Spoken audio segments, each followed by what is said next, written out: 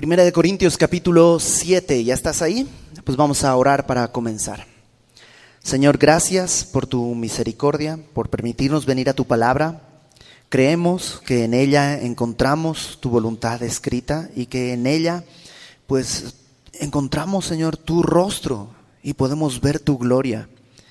Tu palabra enseña que ella es agua que puede limpiarnos y saciarnos y martillo que puede quebrantar la roca en nuestro corazón si se ha endurecido.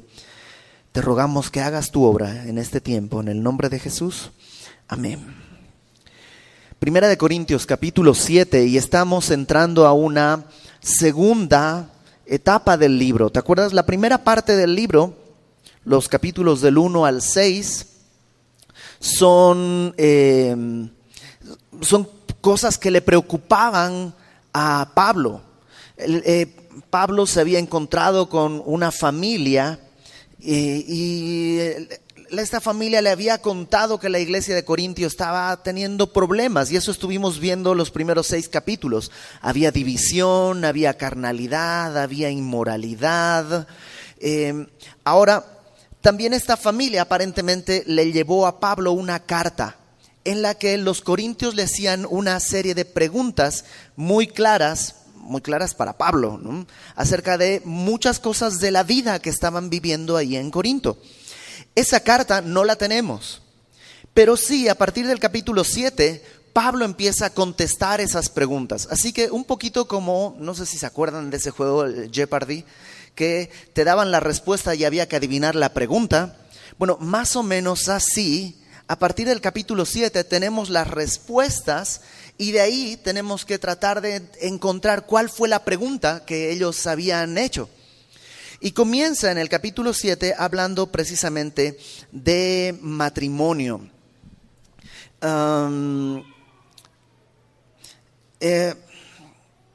Fíjate, el capítulo 7 comienza diciendo: en cuanto a las cosas que me escribisteis, ¿ves? Recibió una carta con preguntas y está diciendo, bueno, acerca de lo que me preguntaron, voy a empezar a contestar. Yo sé que parte de esto lo vimos la semana pasada, pero déjame agarrar vuelo desde el versículo 1 para no descontextualizar lo que Pablo va a estar enseñando. Acerca de las cosas que me escribisteis, bueno le sería al hombre no tocar mujer. Ese versículo es bastante polémico porque desde nuestro punto de vista suena como que la mujer contamina al hombre. Y por eso Pablo dice, híjole, ¿sabes qué? Mejor que no toques a ninguna mujer. Pero en realidad tenemos que comprender lo que está sucediendo. En aquella época en Corinto había todo un grupo de gnósticos. El gnosticismo planteaba, era una corriente filosófica, y planteaba que el cuerpo, la materia, es mala. En sí misma la materia es mala. Y entonces generaba 2 tipos de personas a partir del gnosticismo. Por un lado estaban los que decían, pues bueno, si el cuerpo es malo, ¿para qué tratar de corregirlo? De todos modos es malo y pues así va a ser. Y tomaban un poco la doctrina de la Macarena, ¿no? Que ustedes saben, es dale a tu cuerpo alegría Macarena, que tu cuerpo es para darle alegría y cosas buenas, ¿no? Y el gnosticismo generaba ese tipo de filosofía, que si te das cuenta, hasta el día de hoy persiste en muchos casos. Entonces, un grupo vivía así, en un libertinaje y en una inmoralidad. Incluso cristianos decían, pues es que el cuerpo es malo, pues ¿para qué pelearme con el cuerpo? Lo que sea, de todos modos, mi espíritu no es mi cuerpo y mi espíritu le pertenece al Señor. Otro lado de los gnósticos se inclinaron hacia lo extremo opuesto y decían, como el cuerpo es malo, todo lo que el cuerpo pueda producir o desear es malo. Así que hay que aniquilarlo, anularlo, castigarlo, y no hay que darle nada de... ¿Te gusta el chocolate? Ok, pues entonces nada de chocolate. ¿Qué es lo que no te gusta? Las anchoas. Pues puro comer anchoas para que tu cuerpo sufra porque es malo. Y parte de eso todavía persiste también hasta nuestros días en muchos asuntos. Por ejemplo, muchos aspectos de la religión católica, esto de las penitencias y todo, tienen que ver con este castigo al cuerpo, ¿no? Entonces los gnósticos se inclinaban hacia un lado o hacia el otro, y mucho de eso estaba entrando entre la iglesia en Corinto, y preguntaban: oye, Pablo, entonces ¿es mejor que no tenga relaciones con mi esposa? A lo largo de todo este capítulo, Pablo va a ir cambiando de grupo al que se está dirigiendo, y en esta primera parte habla de hombres y mujeres casados, matrimonio. Entonces dice Pablo: ¿está mal que yo tenga relaciones con mi esposa? ¿Es mejor que yo no toque a mi esposa, que me abstenga? ¿Soy más santo si pues no tengo relaciones con mi esposa? Entonces, esa es la pregunta. ¿Bueno le sería al hombre no tocar mujer? Y Pablo contesta: a causa de las fornicaciones, cada uno tenga su propia mujer y cada una tenga su propio marido. Otra vez, no está diciendo solteros, así que órale, a casarse a la voz de ya. No, no está diciendo cásense, sino en un matrimonio ya establecido, ya están casados, por el tema de la inmoralidad que puede entrar al matrimonio. No eres más santo viviendo en celibato, sino que cada mujer tenga, es decir, tenga relaciones con su marido, y cada esposo tenga relaciones con su esposa. Pablo está contestando ese asunto. Déjame leerlo de nuevo. En cuanto a las cosas que me escribisteis, ¿no?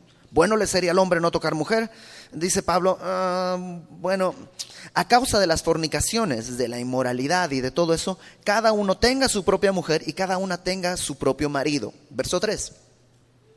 El marido cumpla con la mujer el deber conyugal, y asimismo la mujer con el marido. La palabra cumpla ahí del versículo 3, ¿sabes qué es?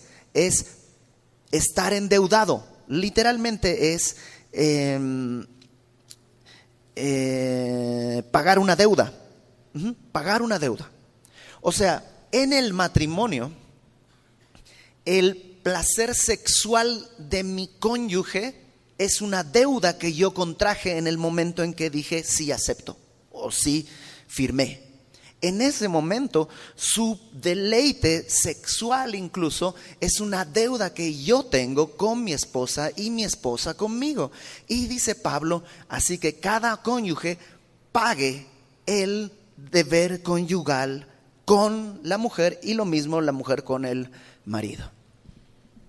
Ahora, la frase deber conyugal, ¿no?, suena pues compleja, pero en realidad la frase deber conyugal en otras traducciones se traduce como benevolencia, ¿no? Tú dices, ¿cómo llegamos ahí? Pues el idioma suele ser así.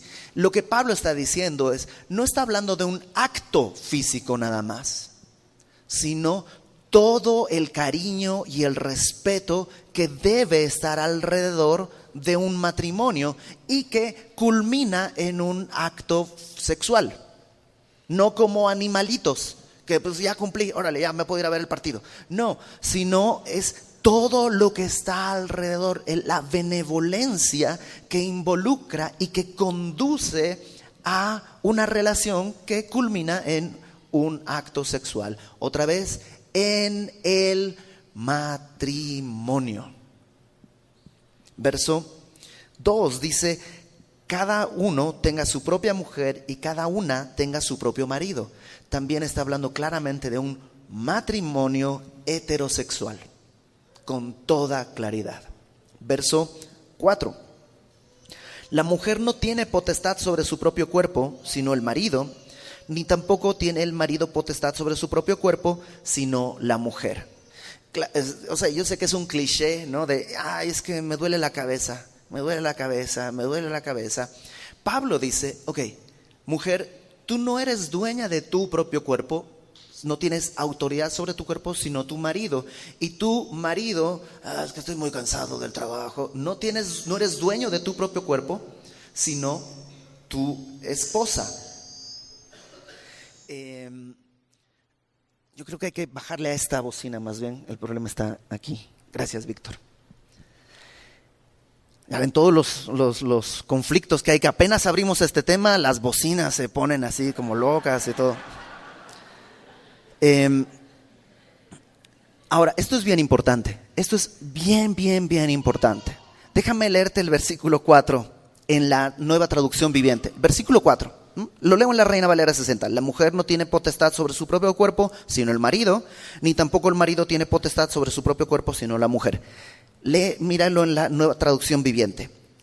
La esposa le da autoridad sobre su cuerpo a su marido y el esposo le da la autoridad sobre su cuerpo a la esposa. Creo que esta versión traduce con mayor claridad esto. Porque si tú lo lees en la Reina Valera 60, podrías interpretar una especie de violencia incluso. Decirle a tu esposa, oye, la Biblia dice, 1 Corintios 7, versículo 4, que yo tengo autoridad sobre tu cuerpo, así que órale, lo que yo quiero. No. No puede ser así. La Nueva Traducción Viviente lo que está diciendo es, la esposa le da la autoridad a su esposo y el esposo le cede esa autoridad a su esposa.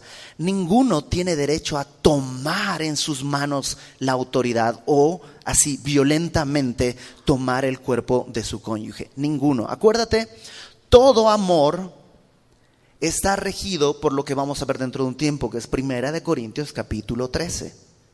1 Corintios capítulo 13 está la descripción de lo que es el amor. El amor no hace nada indebido, no busca lo suyo, no se irrita, etcétera, etcétera. Incluso las relaciones matrimoniales, maritales, sexuales, tienen que estar regidas bajo las normas de 1 Corintios 13. Entonces esto no es un acto de abuso. Yo soy dueño de tu cuerpo, así que no. Si hace eso tu esposo, denúncialo a las autoridades. No tiene derecho a aprovecharse ni de su fuerza física, ni de su poder económico, ni nada de eso. No tiene ningún derecho, y menos bíblico o cristiano. Entonces, esto es un acto de cesión de derechos. Yo cedo ese derecho a mi esposa, pero mi esposa no tiene derecho de tomarlo sin mi autorización. No sé si queda bien claro, eso es muy importante. Verso 5. No os neguéis el uno al otro. Si te das cuenta, está hablándole a alguien que no niegue al otro. Entonces, es uno quien tiene que dejar de negar, no el otro quien tiene que empezar a tomar. No os neguéis el uno al otro, a no ser por algún tiempo de mutuo consentimiento. Entonces, hay un momento en que el matrimonio puede dejar de tener relaciones sexuales de manera cotidiana.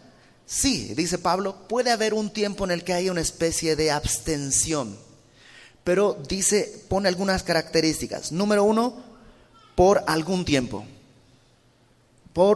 Algún tiempo, y eso quiere decir un tiempo breve. Número 2, de mutuo consentimiento. Los dos deben estar de acuerdo. ¿Sabes qué? Esta semana o estos días no vamos a tener relaciones sexuales. Número 3, para ocuparos sosegadamente en la oración. La palabra sosegadamente también puede traducirse como ayuno. O sea, la única razón por la que Pablo dice que un matrimonio debería dejar de tener relaciones sexuales es para ayunar y orar.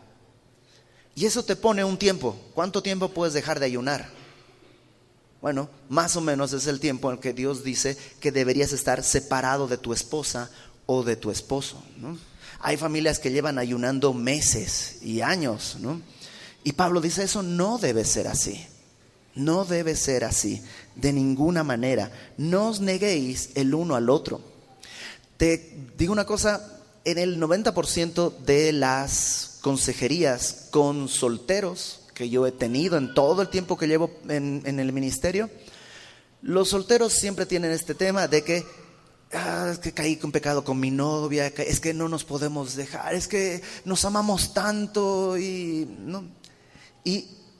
la mayor cantidad de consejerías con los matrimonios tienen que ver precisamente con que lo que pasa es que él ya ni me toca, ya ni me mira, es que ella ya no sé qué, ya ni se arregla para mí, ya la quiero buscar y no quiere. Y Satanás ha logrado invertir lo que Dios ha diseñado. Satanás te vende mucho sexo antes del matrimonio y después del matrimonio cero. Cuando en realidad Dios dice debe ser al revés. Antes del matrimonio debe haber pues control sobre tus impulsos, dominio propio, santidad. Y esa santidad ahora, después del matrimonio, durante el tiempo que estés casado, la santidad se traduce en una vida sexual plena.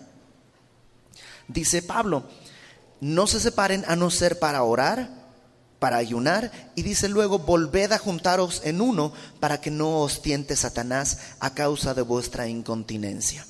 Más, verso 6, esto digo por vía de concesión, no por mandamiento. O sea, esto de absténganse de relaciones para orar no es un mandato.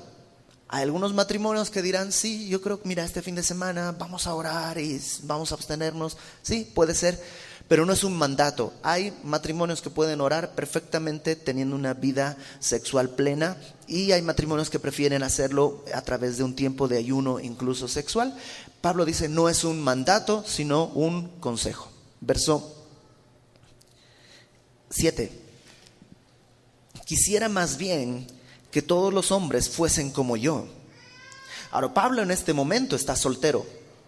En este momento Pablo no está casado. Sí estuvo casado. La Biblia no nos dice qué fue lo que sucedió, pero nos da algunas pistas acerca de cómo era Pablo. Pablo, antes de ser Pablo, cuando era Saulo, cuando era fariseo, lo que hacía Pablo estaba dentro del consejo judío.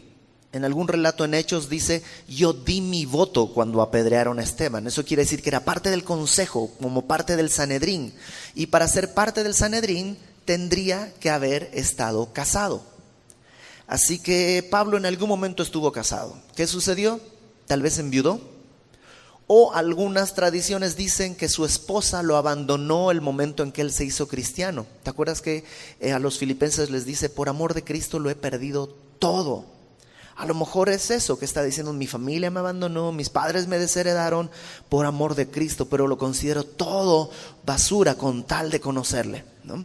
Entonces podría ser, en este momento Pablo está soltero y dice, quisiera que todos fuesen como yo, pero cada uno tiene su propio don de Dios, uno a la verdad de un modo y otro de otro. Pablo da su opinión. Yo quisiera que fuesen como yo. ¿Por qué? Pues como solteros tienes más libertad de ciertas cosas, ¿no? Por ejemplo, va a haber un curso sobre la profecía de Daniel el 1 de septiembre ahí en el jardín del abuelo. Los solteros pues no tienen que ver con quién dejar a los niños, porque no hay club semilla, entonces no tienen con quién dejar a los niños, no tienen que preocuparse por, tienen más libertad de servir, de hacer muchas cosas, que en realidad el casado ya no tiene esas libertades, tiene otras. No es que está mal una cosa sobre la otra, sino, dice Pablo, cada uno tiene su propio don de Dios. La soltería es un regalo de Dios, tanto como el matrimonio. Verso 8. Digo pues a los solteros y a las viudas que bueno les fuera quedarse como yo. Pero si no tienen don de continencia, cásense, pues es mejor casarse que estarse quemando. Entonces Pablo cambia un poquito, estaba hablándole a los matrimonios, ¿no? Cambia un poco, le dice, a ver, solteros, viudas, si pueden, ya no se casen, manténganse así. Ahora, si de plano, pues se están quemando, así como que es que yo quiero una esposa, quiero un esposo, es mi anhelo, dice, pues entonces sí, cásense. Pero déjame decirte algo, si tú eres soltero el día de hoy, mira el versículo 9, dice, si no tienen don de continencia, cásense, ¿no? ¿Cómo sabes si tienes el don de continencia? Muy fácil, quienes tienen el don de continencia no están peleando, no están muriéndose, quiero casarme, no, los que tienen el don de continencia viven súper plenos y súper tranquilos en ese estado en el que Dios los ha llamado. Si tú, en cambio, estás ahí angustiándote y todo, a lo mejor no tienes ese don, entonces sí, cásate. Pero, déjame decirte muy claro esto, mientras estés soltero, Dios va a proveer el don de continencia hasta el día de la boda. Hasta el día de la boda no puedes decir, es que ya no aguanté. No, sí, Dios nos ha dado dominio propio para poder caminar en santidad. Después del matrimonio, el dominio propio se ejerce de otra manera estando con tu esposa. Verso 10. Pero a los que están unidos en matrimonio, mando, no yo, sino el Señor, que la mujer no se separe del marido, y si se separa, quédese sin casar o reconcíliese con su marido, y que el marido no abandone a la mujer. Entonces Pablo cambia de esta relación marital en la que dice, no, tengan relaciones, vivan una vida sexual, no eres dueño de tu cuerpo. Está hablando de un matrimonio que está funcionando muy bien, y ahora habla de un matrimonio que está en problemas. Y dice, esta no es mi opinión, el Señor Jesús dio instrucciones muy claras. Si estás casado, casada, mujer, dice, no se separe de su marido. Marido, no abandones a tu esposa. Ahora, si alguien se separa, quédese sin casar o reconcíliese con su marido. ¡Wow! Está fuerte, pero es muy claro. Y Pablo dice, esto no es mi invento, Jesús lo enseñó. Acompáñame a Mateo, por favor. Mateo capítulo 19. El Evangelio de Mateo en el capítulo 19. Jesús está hablando. Mateo 19, versículo. Los primeros versículos tratan los fariseos de tentar a Jesús, diciéndole, oye, ¿podemos dar carta de divorcio por cualquier razón?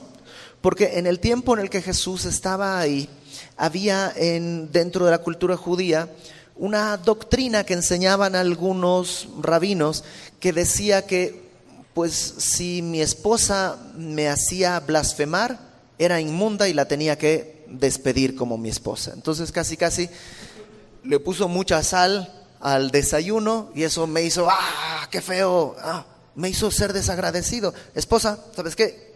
Divorciados, vete, ¿no? Entonces como que había una doctrina así en el pueblo judío y le preguntan a Jesús, ¿esto debe ser así? Y Jesús dice en el versículo 4, ¿no habéis leído que el que los hizo en principio, Mateo 19:4, varón y hembra los hizo? Y dijo, por esto el hombre dejará a su padre y a su madre y se unirá a su mujer y los dos serán una sola carne. Así que ya no son más dos, sino una sola carne. Por tanto, lo que Dios juntó, no lo separe el hombre. Entonces, cuando le hablan de divorcio, Dios dice, no, el diseño es para que sean uno para siempre. Y entonces le dicen, oye, pero Moisés mandó carta de divorcio, mandó que se pudiera dar carta de divorcio y así, pues, repudiarla. Y Jesús dice, verso 8, por la dureza de vuestro corazón, Moisés os permitió repudiar a vuestras mujeres, mas al principio no fue así. Y yo os digo que cualquiera que repudia a su mujer, salvo por causa de fornicación, y se casa con otra, adultera. Y el que se casa con la repudiada, adultera. Entonces Jesús dice, el diseño es para que estén juntos. Sí, lamentablemente hay personas de corazón muy duro que no tienen temor de Dios y que en su pecado van a traer dolor al matrimonio. Por eso hay una salida. ¿Qué tal que mi esposo, dice una mujer, pues vive de mujer en mujer en mujer en mujer? ¿Sabes? No solo por un asunto emocional, sino también por un tema de salud física. Sepárate. Y Jesús dice, sí, no es el diseño, pero la verdad es que en ese caso, lamentablemente, lo mejor es separarse. Porque ese marido no está trayendo ninguna bendición a la mujer, ni a la familia. Pero, dice el Señor Jesús, el que se separa, quédese sin casar. Porque el que se casa con el que se separó, adultera. Y si el otro se vuelve a casar, también adultera. O sea, te puedes separar, pero delante de Dios siguen siendo uno. El modelo anhelado de Dios es que pueda haber arrepentimiento y restauración. Y sabes, en Cristo hay 1000 ejemplos que te podría citar de casos que han sido así, terriblemente dolorosos, pero que Dios ha hecho una obra y los ha restaurado. ¿Cuáles son las causales de divorcio? No separación, sino divorcio. 1, la muerte. Es decir, la muerte no es un divorcio, pero pues ya no estás enlazado matrimonialmente. Y es la mejor razón, no me malinterpreten, no es ninguna invitación al homicidio o algo así, pero es la que Dios diseña. O sea, es la mejor manera de disolver un matrimonio, la muerte. Otro puede ser la fornicación. Y sí, cuando hay una vida así de inmoralidad, Dios dice, puedes separarte, puedes divorciarte. Puede ser. Dice Pablo, regresemos a Pablo entonces, 1 Corintios capítulo 7.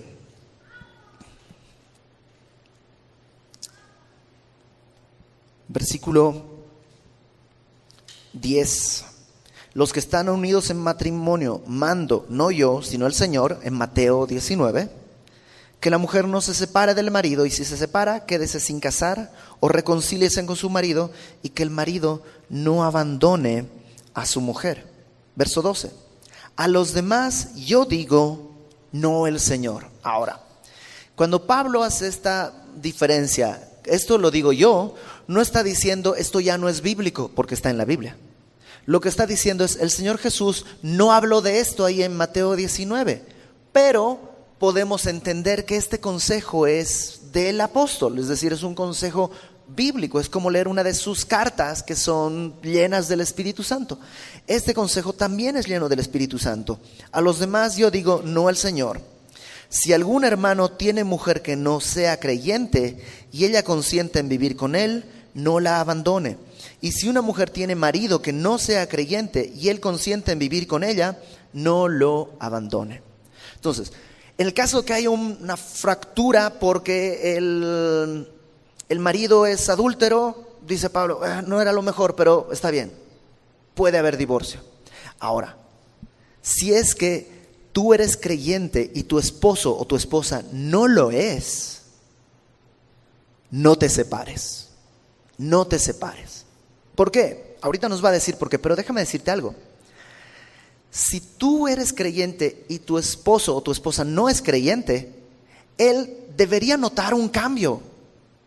El momento en que le entregaste tu vida a Cristo, tu esposo o tu esposa debería sentirse, wow, ¿qué le pasó a mi esposa? ¿Qué le pasó a mi esposo que ahora es amable, amoroso? O sea, algo tuvo que suceder y ese algo debería agradar a tu esposo inconverso. En cambio, si tu esposo inconverso nomás te soporta menos ahora que eres creyente que antes, algo está mal. Tu forma de vivir, tu fe no está glorificando a Dios. Tu forma de vivir debería ser una bendición para tu esposo, no un problema. Entonces dice Pablo, no se separen. Lamentablemente yo he conocido casos en los que uno de los cónyuges conoce al Señor y en la iglesia le dicen, ¿sabes qué? Tu esposo es un estorbo para tu crecimiento espiritual, así que abandónalo. Pablo dice, no lo abandones. Ahora, ¿cómo se dan estas situaciones? Puede ser que los dos esposos llevaban años de casados y uno de ellos conoce al Señor. Normalmente sucede así. El otro caso es más triste y es cuando alguien creyente decide casarse con un incrédulo. ¿Sabes? Eso es un autogol solito. Desde el principio ese matrimonio ya iba a ser complicado. Así que, si casarse con alguien que no es creyente está mal, déjame darte un consejo. Pues entonces no salgas con alguien que no es creyente. O sea, si el matrimonio va a estar difícil y va a ser feo y doloroso, pues córtalo desde antes del matrimonio. No, pero es que no me quiero casar. Ok, si no te quieres casar, entonces mantente en tu casa. ¿Por qué? No existe en la Biblia ese tipo de romance recreacional. Ahí, mientras viene el príncipe azul, no existe eso en la Biblia. El corazón, lo estudiamos hace unos meses, dice, por sobre toda cosa guardada, guarda tu corazón porque de él mana la vida. Y te digo una cosa, todos podríamos enamorarnos de la persona equivocada. Y una vez que te enamoras, híjole, ya vas a empeñar tu vida, tu futuro, tu familia, tu presente, todo, y puedes estar empeñándolo por 2 pesos que no valen la pena. Así que corta desde el principio. No es creyente, ¿sabes qué? Va para afuera. No tiene ningún futuro en tu vida. ¿Es creyente? Ok, pero tú tienes 15 años, ¿todavía no te puedes casar?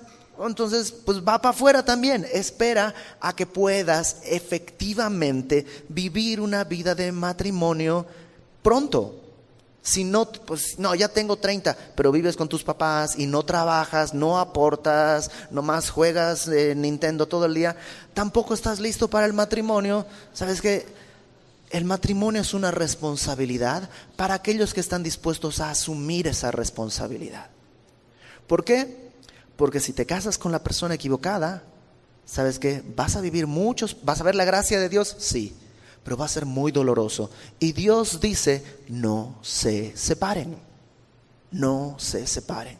Entonces Pablo dice en el verso 13, si la mujer tiene marido que no sea creyente y él consiente en vivir con ella, no lo abandone.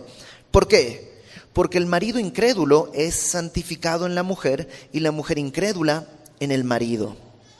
Ojo, no dice que el marido incrédulo es salvo a través de la mujer, porque si no sería una manera de hacer evangelismo, pero no lo es, ¿no?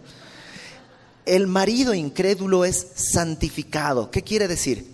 Que Dios, de entre todos los incrédulos, ahora lo toma aparte para darle bendiciones especiales, porque su esposa o su esposo es un hijo de Dios. Y eso efectivamente va a traer bendiciones a su casa.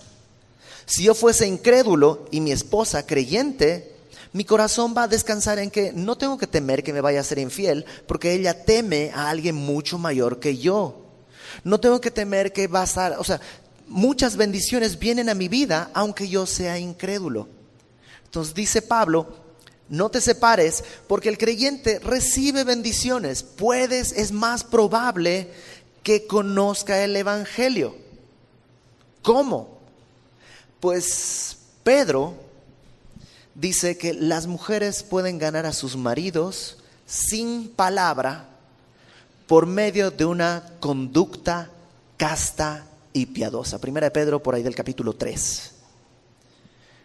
O sea, es más fácil que tu marido vea una vida de un creyente si está casado contigo.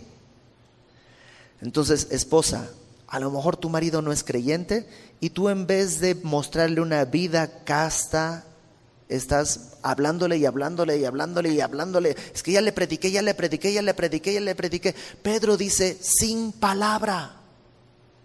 Entonces no le predico. Puede ser que le prediques, pero no lo atosigues. Enfócate en una vida que sea casta y piadosa. Te lo voy a poner de esta manera. Cualquiera puede predicarle a tu marido. Cualquiera, en la calle podría encontrarlo, podría venir a la iglesia, en el trabajo. Cualquiera puede predicarle a tu marido, pero solo tú puedes ser una esposa piadosa.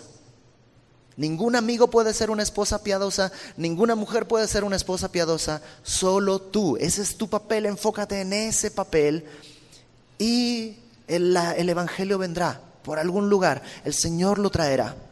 Entonces dice, verso 14, el marido incrédulo es santificado en la mujer incrédula en el marido, pues de otra manera vuestros hijos serían inmundos, mientras que ahora son santos. Otra razón para permanecer casados, aunque uno sea incrédulo, dice, tus hijos, si hay uno de los cónyuges creyente, tus hijos son santos.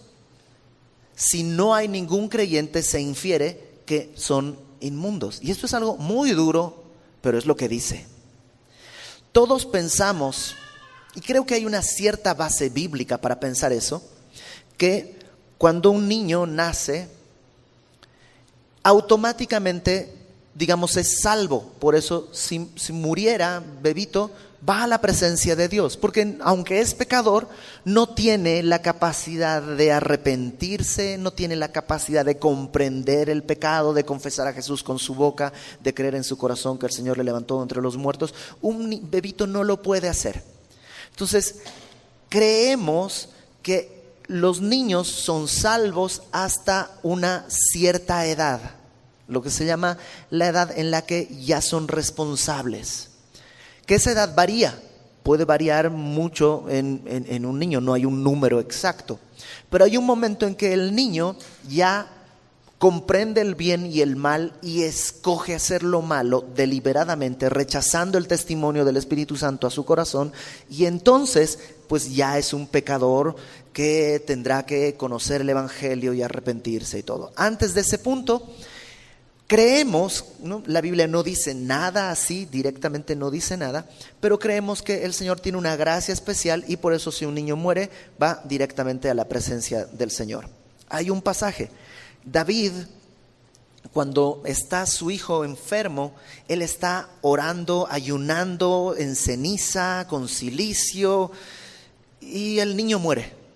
Y cuando el niño muere, David se lava, se peina, se viste bien, come, y todos le dicen, oye, pues estás haciendo todo al revés.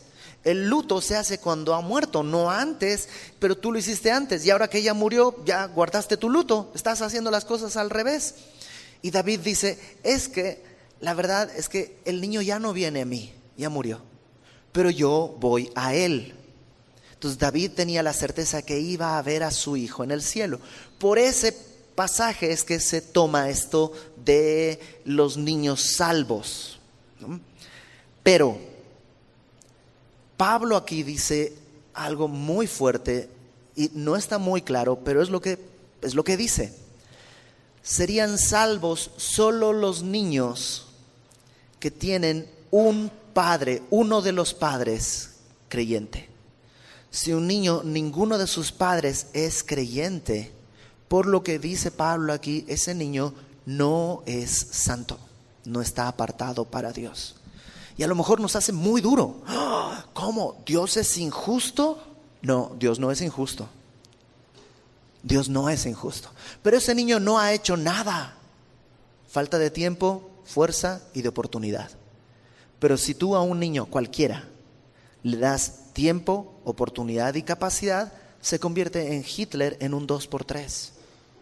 O sea, el pecado abunda en nosotros de tal manera que eso tiene que ser revertido por la cruz. Nos es difícil comprenderlo y nos es muy doloroso y muy duro de recibir, sí, pero es lo que dice. Es lo que dice. Entonces, ¿qué podemos hacer? Pues predicar el Evangelio. Predicar el Evangelio. Predica el Evangelio. Entonces Pablo dice, déjame volver a leerlo. Verso 14, el marido incrédulo es santificado en la mujer incrédula en el marido. Pues de otra manera, vuestros hijos serían inmundos. Si no hay ningún cónyuge cristiano, los hijos serían inmundos, mientras que ahora son santos. Te digo, muy difícil, muy duro, pero creo que es lo que dice. ¿Y puedes tener una opinión distinta? Sí. Pero no es una opinión distinta a lo que yo pienso, sino lo que dice acá. Entonces tu pleito no es conmigo, sino con el Señor o con Pablo, si tú quieres. Es un misterio en el que realmente creo que tenemos que entregarlo al Señor y cumplir lo que sí sabemos. Lo que sí sabemos es que Dios quiere que todos sean salvos, que obren al arrepentimiento y que Dios es justo y que no va a hacer ninguna injusticia contra nadie. Hace poco estudiábamos en Apocalipsis, capítulo 15, que estando en el cielo vamos a decir, justos y verdaderos son todos tus caminos. Allá lo comprenderemos bien, aunque aquí nos parezca extraño. Ya vamos a terminar. Verso 15. Pero si el incrédulo se separa, o sea, no tú eres creyente, tú dices, ok, me voy a quedar con mi esposo incrédulo, pero el incrédulo dice, ¿sabes qué? Esto de que ya te volviste cristianito y aleluya y no sé qué, ¿sabes qué? Me voy, no quiero. Yo quiero seguir de fiesta y de borrachera y tú ya no me quieres acompañar. Quiero a alguien que me acompañe y esté conmigo en mis momentos de mayor gozo. Okay, si el incrédulo se separa, sepárese. Pues no está el hermano o la hermana sujeto a servidumbre en semejante caso, sino que a paz nos llamó Dios. Dios quiere que el matrimonio esté en paz. Si tu fe ahora produce que este hombre no quiera vivir contigo y este hombre decide irse, ok, que se vaya. No estás forzada a retenerlo, no. Dios dice, déjalo. Dios no te llamó a ser, no eres su esclava como para que ahora abuse de ti porque tú quieres quedarte con él. No, a paz nos llamó Dios. Otra vez, lo lógico sería lo contrario. Que una vez que conociste al Señor, tu esposo incrédulo dé gracias a Dios. No creo ni en Dios, pero gracias porque mi esposa o mi esposo ahora es mejor que antes. Eso sería lo lógico. Pero puede también pasar al revés. Verso 16 y ahí vamos a terminar. Porque ¿qué sabes tú, oh mujer, si quizá harás salvo a tu marido? ¿O qué sabes tú, oh marido, si quizá harás salva a tu mujer? En el mundo, el matrimonio tiene un propósito: agradarme. Me caso contigo porque me agradas, me haces bien, me haces feliz. Por eso se disuelve tan rápido. Ya no me agrada, ya no me haces bien, pero esta otra sí. Pues entonces busco lo mío y ahora voy con esta y así. En el mundo esa es la meta del matrimonio: agradarte. Esa es la meta de la vida del incrédulo. En Cristo el matrimonio tiene una meta más alta: la salvación. Si los dos somos salvos, la salvación de nuestros hijos, la salvación de otros. Pero si mi esposo no es salvo, dice Pablo, no te separes, mujer. Tal vez él va a ser salvo a través de esto. No te separes. Pero es que ya no me hace feliz, pero podría ser salvo. Eso debería poner delante de ti algo mucho más alto y elevado, más glorioso. Debería ser nuestra meta. No te separes. A lo mejor tú dices, híjole, pero es que Ibert, llevo 30 años con este hombre y no se convierte, 30 años ya aguantando y no se convierte. Bueno, pues ya aguantaste 30 años, ya se va a morir, o sea, aguanta unos más y vas a ser viuda y vas a ser libre. Espera, Dios tiene un plan, Dios tiene un propósito.